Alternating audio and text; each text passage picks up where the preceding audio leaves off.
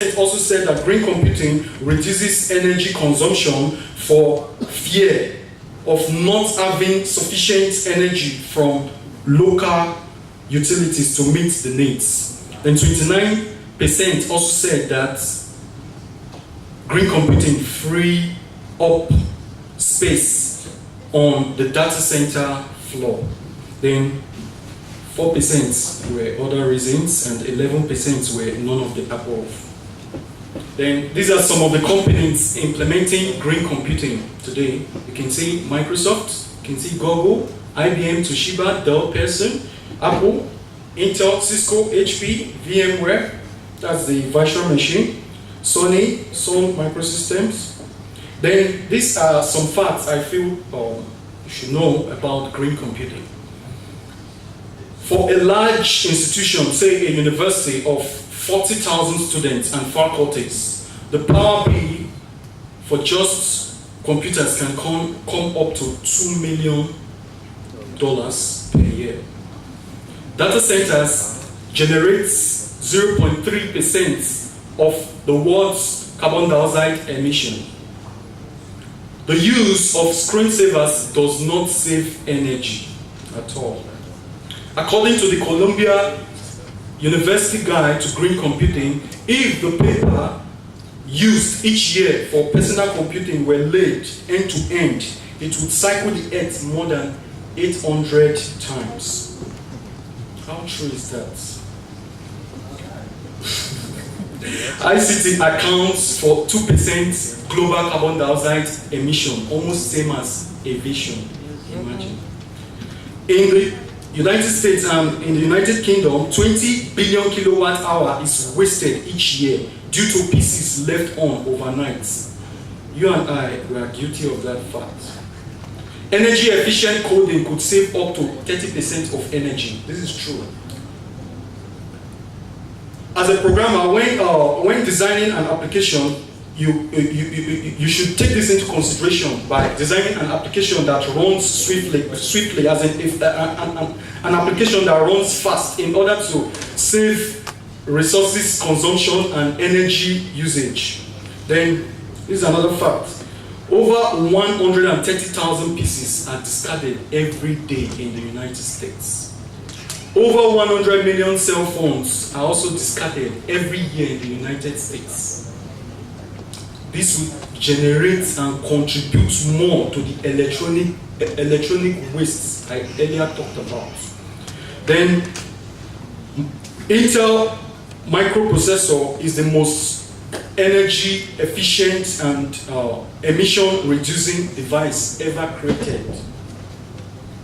In conclusion, I would say that the government, educational institutions, financial institutions, hospitals, individuals, and other organizations should set and fully implement these green computing policies in order to make the world a better place for you and me by sustaining our environment, keeping our environment clean, keeping our environment green, preventing climatic change, saving energy, and making the world a better place for you and me. Thank you very much.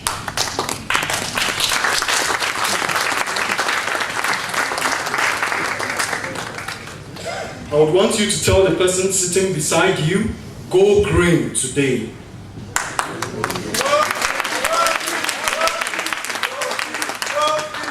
Any questions?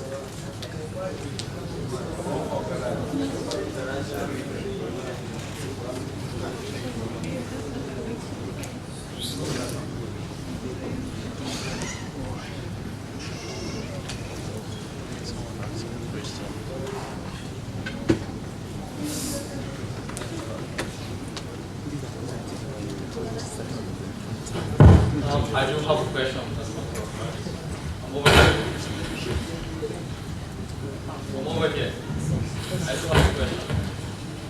Like, is there a company policy, for example, the companies you mentioned, when it comes to disposal of hardware? Okay. Like, I still have the first compact PC that uses 1995 Windows with the floppy drive.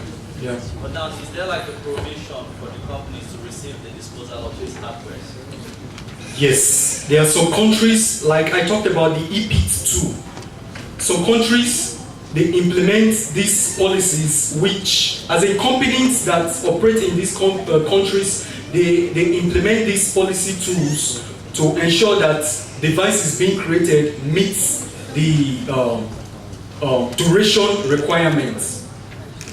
I didn't go further to make inquiry on whether this country implements that policy. But I know that most countries like the United States of America and the United Kingdom implement such policies. And what I would advise you, instead of disposing that device, the compact computer you talked about with the floppy drive, or instead of burning it to maybe cause harm, because these components being used in your making your computing device, like the lead, mercury, they are harmful devices. Instead of burning it, I would advise you to recycle it, or if it could be reused by maybe refurbishing it or upgrading it. Thank you. Hello. Hello. My name is Soja.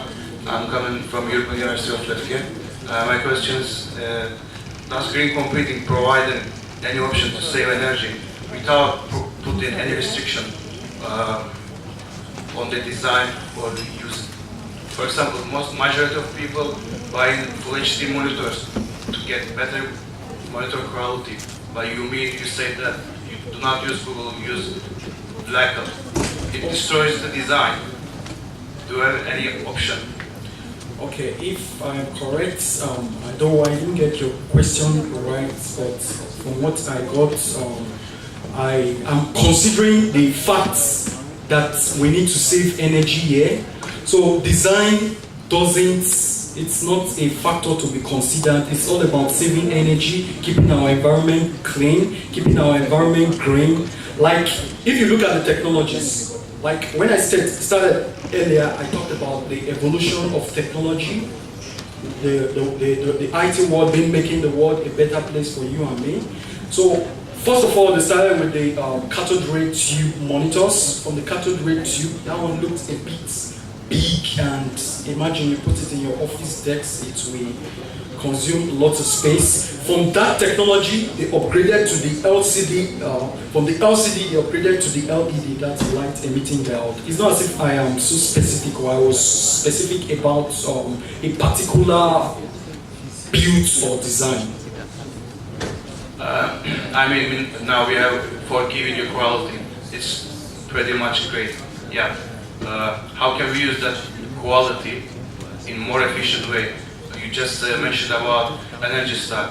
Do we have another option except Energy Star? Okay, because the Energy Star, they played a very important role in this green computing issue. Right now, you talked about the 4K. That's just that should be a technology with the as in, it does not really have to do with the builds of the TV.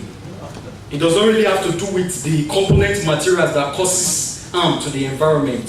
So in terms of that, I feel the device, like the device I advise you to go with in terms of saving energy, I feel that device will be able to run whichever new technology, whether the 4K or 3D or HD technology, whichever the technology you're thinking about. You mentioned about solution. Majority of them is old-fashioned, like use LCD, about Energy Star things. What about the quality? How can we have the best quality with green computing?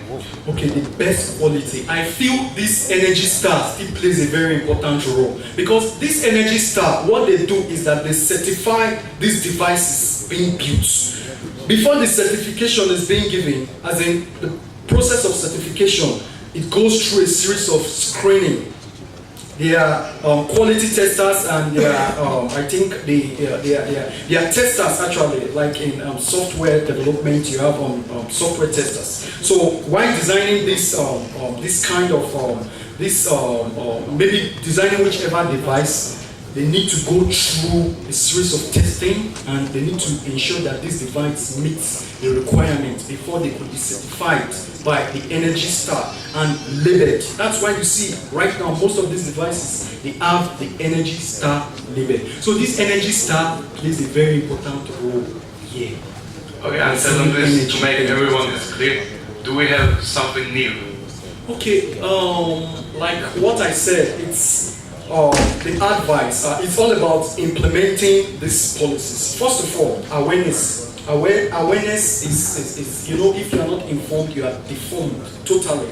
So if you are not, most people right now, they are not really aware about the green world. They are not really aware about the green technology. They're not aware about the green computing. So awareness plays a very important role, and by this, creating awareness first of all, and after creating awareness, setting this policies, course of actions. You as a user of this computing device, you need to set your user as in your course of action towards using that device. For example, you have you using your phablet or your tablet or your smartphones. In order to save energies, you ought to know that instead of charging your smartphone till whenever you reduce the charge, you reduce the rate of charging. That's by setting and implementing these policies. Thank you. Thank you. Okay, firstly, thank you very much, Emmanuel. The green computing is a very important topic this present day, and if anyone is not going green today, they're not certainly playing their part in saving the planet. My question is that you mentioned about students using electronic copies of books instead of buying books. But I wanted to ask, is there really a justification of someone using an e-book, electronic copy of a book, instead of a typical class of 100 students can have electronic copy of a book, instead of having 100 copies printed? But in the long run, doesn't it mean that all of them are going to need iPads and other devices they need to read those books? In the long run, they're still going to need electricity to read those books. That's my question. Thank you. Okay. I know electricity is being required in reading these PDFs or whatever formats the documents are being saved. But what I would want to say here is that considering the rate of waste being generated by printing, first of all, then the energy. Do you know the kilowatts of energy that's being generated by a printer? So right now, you and me, we know that using right now the world is a smart world. You and me, we know that using your smart device to access anything ubiquitously is just, imagine getting everything at your fingerprints. That's the future. So it's not as if I'm discouraging you from maybe buying or using or printing.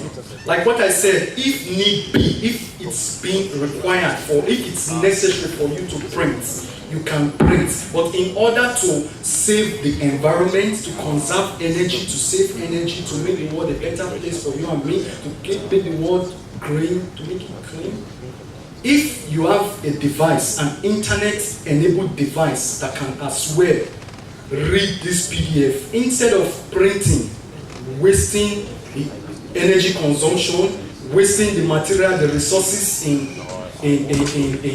producing these papers, why don't you use maybe your tablet or whatever in reading the device in an electronics way? Thank you.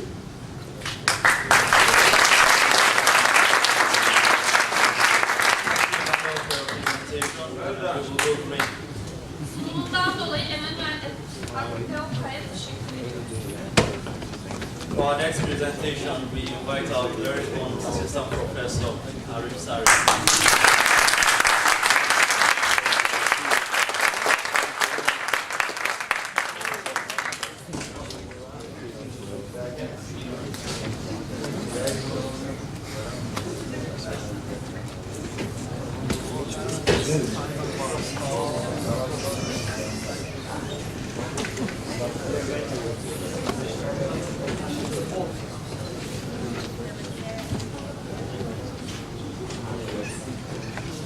colleagues and dear friends.